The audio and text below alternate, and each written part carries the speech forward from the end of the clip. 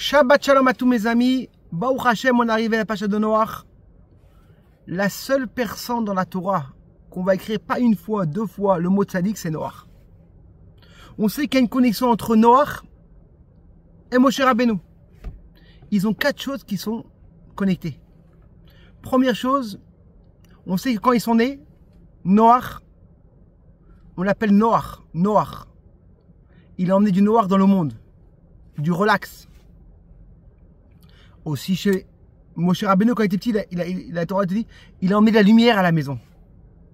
Deuxième chose qu'on voit, la connexion, c'est aussi Noach et Moshe Rabbeinu sont sauvés avec la Teva. Avec la Teva, c'est comme le petit bateau. Moshe Rabbeinu, sa mère l'a mis dans le fleuve et Noach il s'est sauvé avec la Teva. Troisième endroit, les deux personnes, il y a écrit le mot chen. Matzachen ben Hashem. Dieu les a la grâce. Et quatrième chose, on voit que Noach il a construit pendant 120 ans. Et Moshe Rabbeinu il iftar à 120 ans. Mais une chose qui nous dérange ici, c'est que la Pacha nous dit, elle nous ramène sur Noach. Noach it tzaddik. Et là, elle rajoute un petit mot. Bederotav, dans sa génération.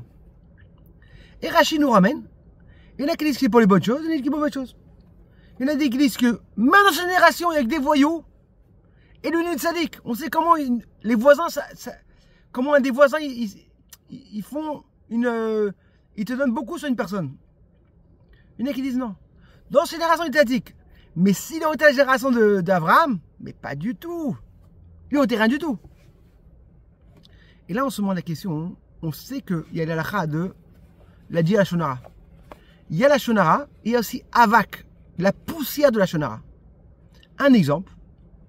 Si une personne, il va être devant des gens qui n'aiment pas la personne. Qu'est-ce qu'il va faire? Il va commencer à lui parler des belles choses sur lui. Et là, ils vont trouver des mauvaises choses. Ou une personne qui arrange des voitures. Ah, vous savez comment il est moché, il est arrangé, magnifique. Mais il sait qu'il n'aime pas. Ils vont lui trouver des mauvaises choses. Alors pourquoi la Torah rentre dans ça? Il y a un chidouche qui est magnifique. On nous raconte en vérité, chez Youssef HaTzadik, on dit que c'est aussi un tzaddik. Parce qu'en vérité, on va te dire, des fois on se dit, mais eux c'est les tzaddikim. Mais quel rapport avec moi? Eux c'est des grands niveaux, c'est des grands Neshamot. Aussi, Noach, c'était une personne normale. Mais il s'est travaillé contre son Yetzirah. Comme on dit chez Youssef HaTzadik, avec l'histoire de Potiphar. Quand il est parti avec Potiphar, quand Potiphar a voulu le prendre, il y a un midrash qui nous raconte que c'est lui, Youssef HaTzadik, qui est venu chez Potiphar. Il savait que cette journée-là, elle ne travaillait pas, il venait voir. Et là, on demande la question, mais pourquoi tu dois raconter de mauvaises choses sur Youssef HaTzadik? Pour nous dire en vérité, des fois on se dit, mais ça c'est des grands tzadikim, mais moi j'ai... Non. Même le tzaddik, il a le travail. Mais quoi? Il arrive à se retenir. Même la personne qui fait un régime, ouais, mais c'est facile pour lui.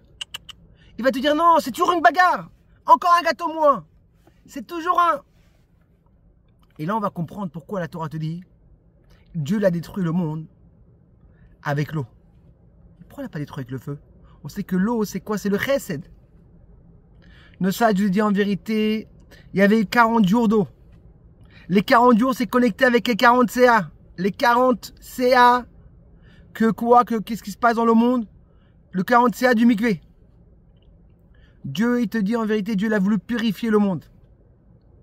Il a voulu faire un monde meilleur. Et pour ça, il a emmené de l'eau et pas du feu. Et pour ça, on comprend en vérité, c'est tellement important un mikvé.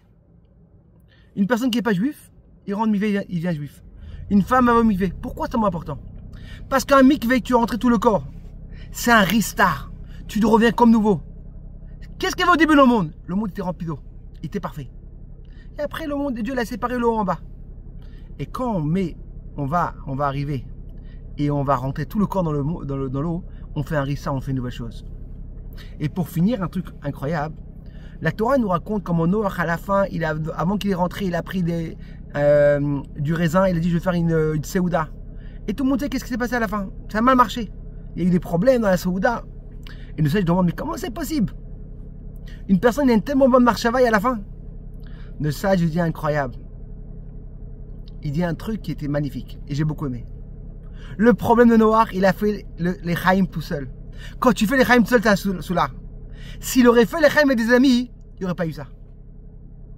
Pour ça, on apprend quand on fait un Lechaim, on mène un ami avec toi.